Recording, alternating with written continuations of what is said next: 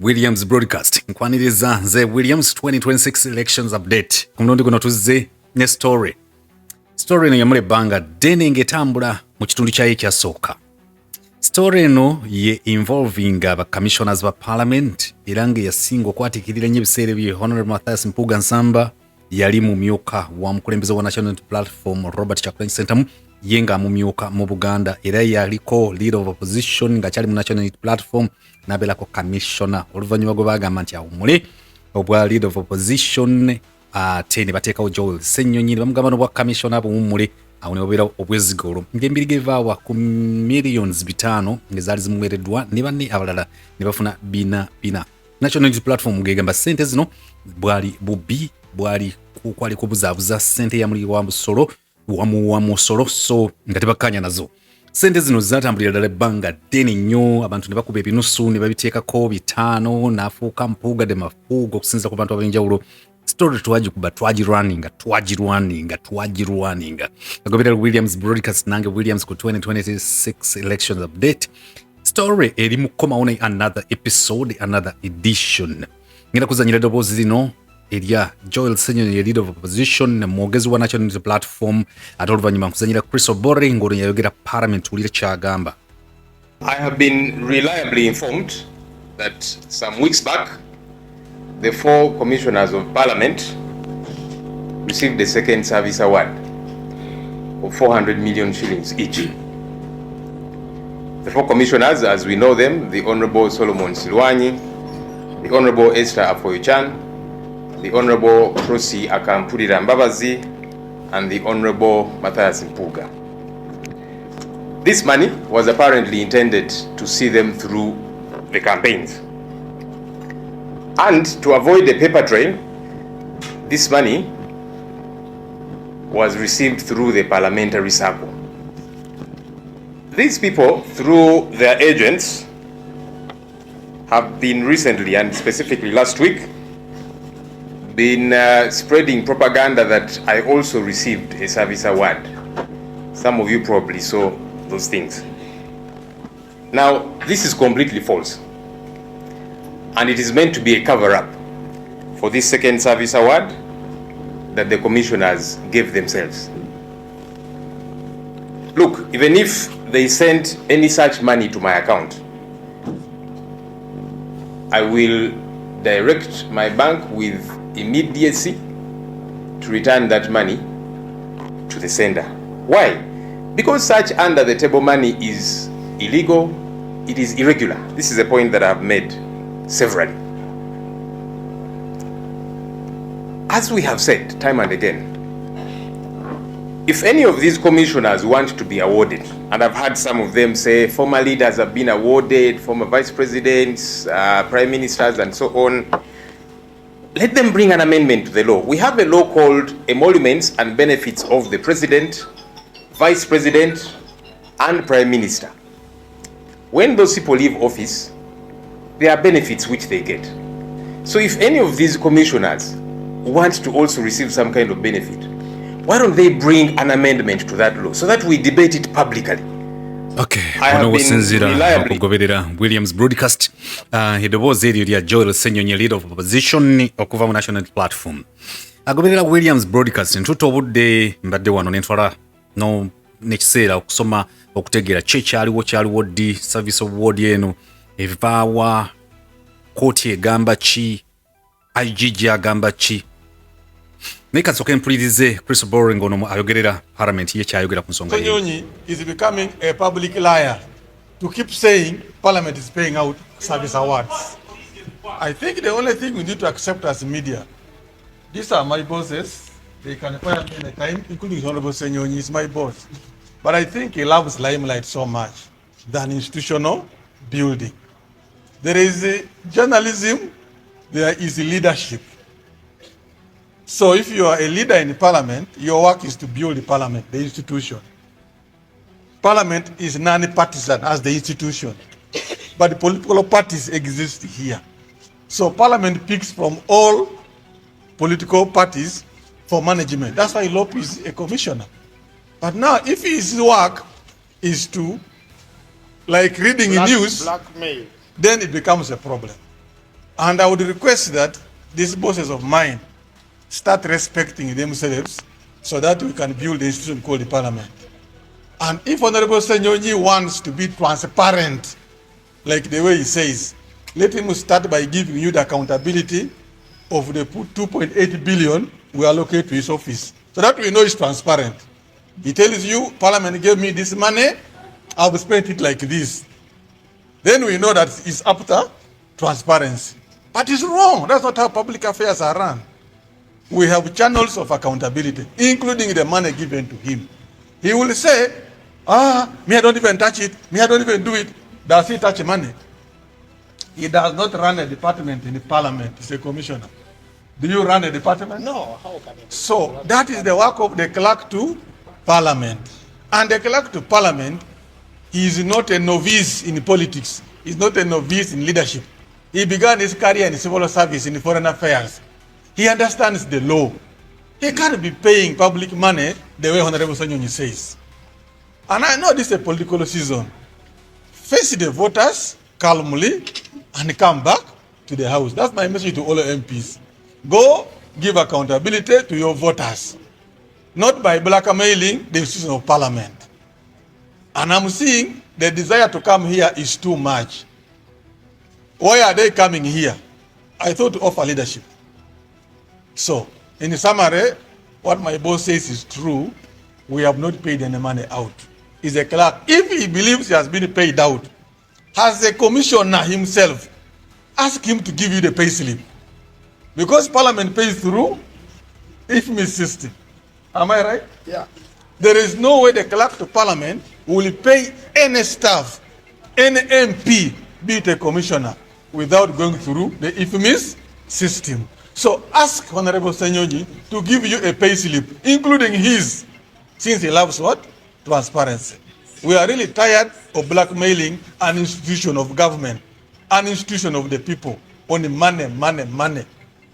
Money, money, money, even lies. He has not been paid. The 650, it is a lie. Whoever is blackmailing Honorable Ssenyonyi is an amateur. There is no way Honorable Ssenyonyi can be paid But Ssenyonyi is the money.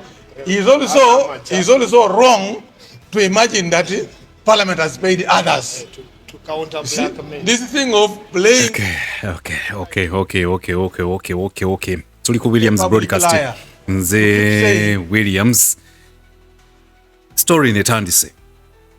Lewis David Joe Ssenyonyi agamba millions zafulumye.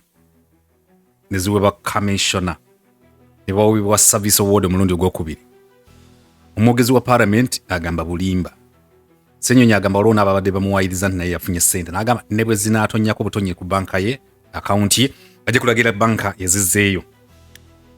Ssente zino gwagoberera Williams broadcast bwe bazoogera ne boogera miliyoni 4, miliyoni 5, oyinza okulowooza nti siringi 4, oyinza okulowooza nti siringi 5, oyinza okulowooza nti dola za America 5 oba dola 4, oyinza okulowooza siringi za Kenya oba za Tanzania. Twogera ku millions 4 mu ggwanga lya Uganda. Twogera ku millions 4 n'embeera ya Uganda nga bw'ogiraba. Amaka agamu bwe gaba gajjula emmere, w'olabira enfuna yaago n'obusobozi bwago. Waliwo ewa Ssemaka we bakwata mu mateeka nga Ssemaka yalya nkoko nkulu. Nini batuuka ekiseera ng'ate mu maka agamu bagula nkoko nkulu nnya ne bazisalaasalamu buli omu n'alyako. Mu mateeka bwe yandibadde enkoko nnamba, Ssemaka yandiridde enkoko nkulu. Naye mutuuka mu mbeera nga musobola kugenda ku dduuka oba ku kkubo ku bookya obunyama ne mufuna nkoko nkulu nnya, buli mwana n'afuna nkoko nkulu okubalaga nti enkoloko tesoboka. Wadde ng'etteeka African Traditional Law egamba nti Ssemaka yalya nkoko nkulu. Waliwo bwe tumanya nti Ssemaka yajja okulya ekyennyanja omutwe, naye ate waliwo mutuuka embeera ng'ebaleetedde kugula magumba ga mutwe gano mweshe mwayitanga ate fire, ate nga fish file kitegeeza kirala. Kati nga omutwe ogw'omutwe ogw'engege enkalu oba akawuuta akakalu gwe mwandigamye nti Ssemaka bwe yandibadde mpuuta nnamba gwe yandiridde, mwesanga mu mbeera nga gwe mulina okumenyaamenya buli muntu afune. Uganda ekisinga okunnuma kiri kimu. nti buli we tutuuka ku ssente nga zino nga zidebatingibwa, of course story gyenakoma okutambula, ojja kulaba nga bavaayo, amazima gajja kuvaayo oba ssente bazifunye oba tebanazifuna. Naye ekisinga okunyumira mu Bafirika kyekyokuba nti ssente ng'ezo buli we zifuluma bagamba ziri mateeka. Nyina Peter Mukasa abeereyo Bungereza n'abalala bangi nnyo akunyonyola gamba ssente ezo William ziri mu mateeka, ssente ezo ziri mu mateeka era bannammwe mubaleke, ssente ezo ziri mu mateeka.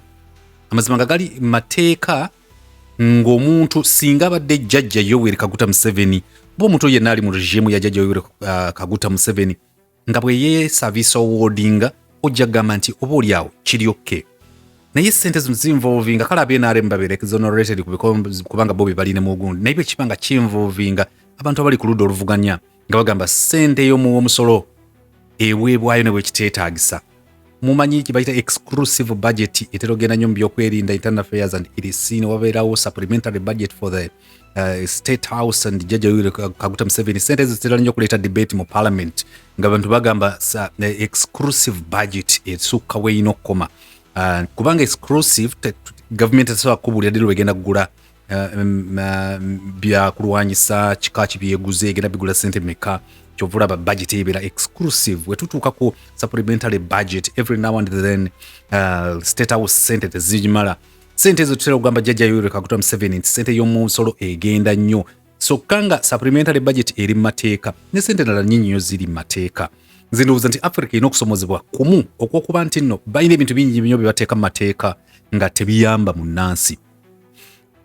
Mbadde ngezaako okusoma wano okutegeera the stories z'otunuulira nekikulema okutegeera. Mbadde wano service award bwekomyewo, definitely tujja kulaba Honorable Mathias Mpuuga Nsamba ne banne bajja bakyaza ku radio stations and TV stations, and of course they will explain how legal the money is.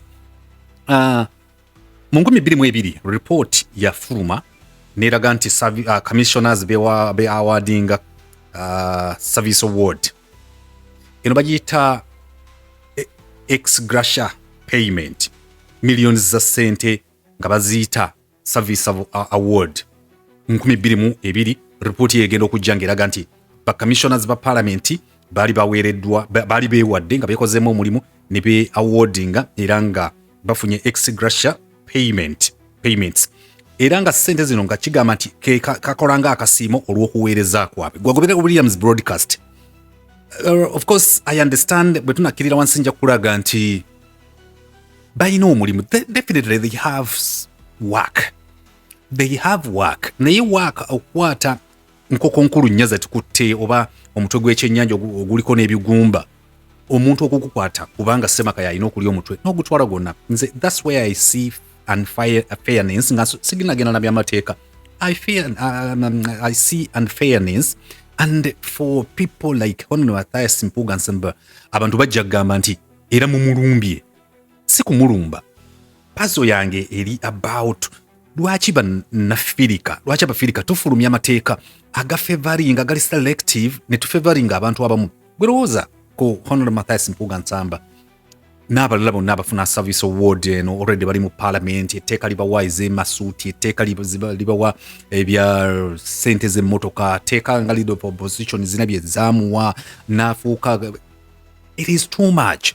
Tubula nti olunaku lwaleero ojja kweka nga tuyingiza buli muntu yenagera mu parliament. Lwaki? Wewawakanirwa buli muntu walwanira okutuuka kubanga waliwo ssente ez'ekyeyonoonera.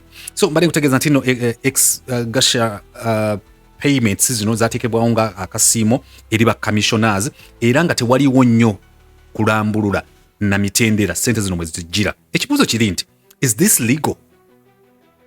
Legality ya ssente zino eri questionable.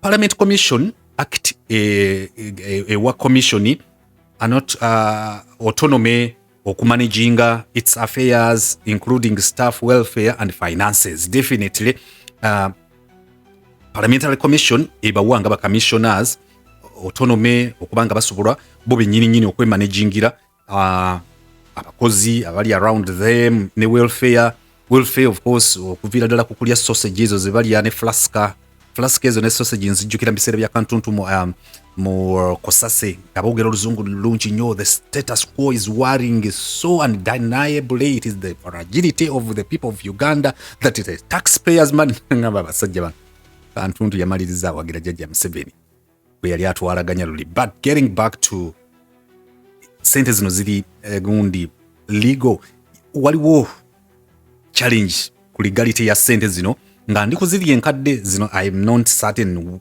kubanga wakyaliwo okwegaana kungi ate kusina kakasa nti amazima weegali. So ba commissioners okusinzira ku parliament okusomasomako kwensomyesomyeko nenkola kasa America nga wano nti basobola okumanagingira aba staff n'okumanaginga welfare waabwe ne finances. Which finances I don't know. Is it finances of the parliament, finances of themselves, sente zo nga zivaawa n'ebirala.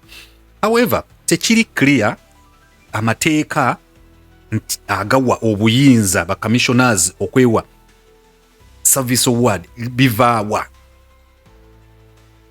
Kubanga ekigambo mujukira ebiseera byabayitanga golden, waliwo kyebayita golden handshake. Kati ekibuuzo kiri nti etteeka livaawa era ani apima? Who evaluates, who appraises them? Because as a human resource, if you have ever been a human resource manager, you evaluate your workers, their appraisals, okuba checking here and there, their challenges, their achievements, nemulaba way forward recommendations, now and on.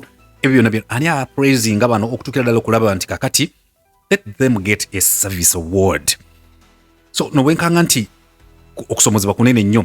Auditor General era nga Inspector of Government, that is IGG, yagezaako okuquestioninga payments zino ng'agamba nti no wabulawo ddala proper legal and procedural basis ku sente ne sente zennyini omuntu z'alina okufuna okusobola okuba nti abeera serviced oba service awarded. So n'olw'ensonga IGG nga ye inspector of government ate nga ye inspector ye auditor general IGG ye yagamba nti sente zino yesu weziri naye nga tewaliwo nnyo mateeka mwe zitambulira, tewaliwo mitendera mituufu omuntu kwasinziira okuba nti afuna sente zino ng'okumuwa akasiimo. Sente zino zifunibwa zitya? Commission yennyini zikola ki? Yeziyisa era okuva mu parliamentary fund.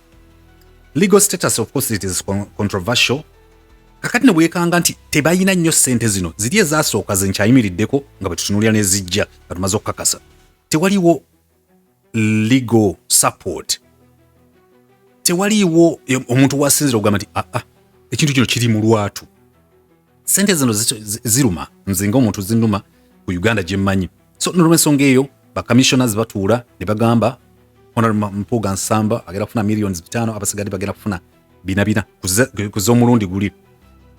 Katulabe findings za IGG investigations and allegations. The IGG issued a notice against the 4 MPs who also served as parliamentary commissioners: Honorable Mathias Mpuuga Nsamba, Solomon Ssenyonyi, Prose Akampurda, and Esther Afoyach. Nti IGG ye bw'amaliriza byonna ripooti ye yagamba nti sente zino yetakkaanya nazo kuziri enkadde zenjogerako nti bano zebeewa era decision ye yali eteekengiddwa ng'ennaku z'omwezi 6 Ogwokutaano 2022 as a service award omwali millions 5 ebya Honorable Mathias Mpuuga Nsamba n'ebina eri bali abasatu abasigadde. IGG ng'agamba tabitegeera, Inspector General of Government. So ye ng'agamba tabitegeera. IGG concern ye yali eki nti payment eno still yali lacking a clear legal basis. The term service award is not part of the standard parliamentary payment stroke benefit structure and may mount to misuse of public funds. Ye IGG ng'agamba nti n'ekigambo kyennyini ekyaweebwa ssente zino service award tekiri mu gundi mitendera gya parliament, remuneration structure of the parliament. Kubasinzira okugamba nti kakati parliament onafuna sente zino nti ekigambo all of a sudden it dropped ne bagamba service award. High court ruling ng'ennaku z'omwezi 12 August 2024 waliwo omutuuze bamita Daniel Bwete yagenda n'agamba nti kakati agenze kuloopa mu musango ogwo ndowooza gwe bayogerako nti Honorable Mathias Mpuuga Nsamba yewabira omusango guno yewawabira neyewoza nasinga. The case was brought by a citizen Daniel Bwete who sought a declaration that is the awards were ultra vires and beyond the legal power, null and void. The court held that payments in question were lawfully approved by Parliament and formed part of the budget via the Appropriation Act under the vote ex gratia for political leaders. Kooti yo bwetu bwenyonyola egamba nti sente zino zaali lawfully approved by Parliament era and formed part of the budget era nti zaali kitundu ku budget ya Parliament nga oyise mu Appropriation Act under the vote ex gratia for political leaders. Nti sente ezo okusinziira ku kooti olwo kooti yeetema ebyayo High Court gyenjogerako. Kooti neyongera okuzuula kooti ng'egamba nti the Administration of Parliament Act, that is Section 42, the allowances of members of Parliamentary Commission are determined by the Commission with the Parliament's approval. Era kooti eyongera okuno High Court okunyonyola nti ekizuula nti sente zino Administration of Parliament Act ne allowances eziweebwa aba Parliamentary Commissioners zisalibwawo Commission ne Parliament approval. Kati wali omuntu wagambira nti sente zino zayisibwa Parliament kubanga High Court ezudde bwegenza okutaganjula ebitabo bya Parliament bya remuneration allowances and refunds and PDM nekizuula nti sente zino ziweebwa zawadingibwa zisalwawo Commission ate ne ziyisibwa Parliament. Question is zaayitadde nga ba member of Parliament bali luddawa gwagabira Williams broadcast lwaki bino mbikutemera nti oluusi tugenda tugoberera sente zino naye nga omuntu yeetaaga okutomera oli abuuza bwe ziba zibira approved by Parliament nga era ziri under ex gratia eza for political leaders. Parliament yaziyisa Honorable Leader of Opposition those days Mathias Honorable Mpuuga bwe tukebera Hansard plenary yatuula ddi sente ezo ne ziyisibwa baani abaaliwo abaali batudde oba balala mwenna mwali mugenze wammwe Kakuuto na wammwe Bukoma Nsimbi wammwe Mawokota kulunda mbizi zammwe ziwa Chachu. Wadde nga kooti ate yagamba nti process eno wadde ye kutegeeza negamba nti ye kisuula High Court tibannange sente zino ziweebwa Commission yaziyawardinga subject to approval, Parliament approval. Kooti oluvannyuma negamba nti naye process yali improper era kiraka wa Parliament ng'ate accounting officer n'agamba nti yalemererwa kooti yeyogera yalemererwa ku mulimu gwe n'okutunuulira sente zino ezaali tezimanyiddwa bulungi nnyo na mitendera gya nsasula ya Parliament. So n'olw'ensonga eyo obulagajjavu kooti High Court ng'ebutunuuliza clerk wa Parliament avunaanyizibwa okubanga ate ye accounting officer. The Treasury Secretary was ordered to take disciplinary proceedings against the clerk within 12 months. High Court ezuula era n'egamba biri bwe mazo bizola n'alaba nti clerk wa Parliament ono kibulamu. Kakati olwo the Secretary General, the Treasury General ne bamugamba Treasury Secretary are taking disciplinary proceedings against the clerk of Parliament who is an accounting officer. Olunkunyonyola mulokole osobola okumpa sente za church. The court recommended that the Attorney General consider establishing a salaries and emoluments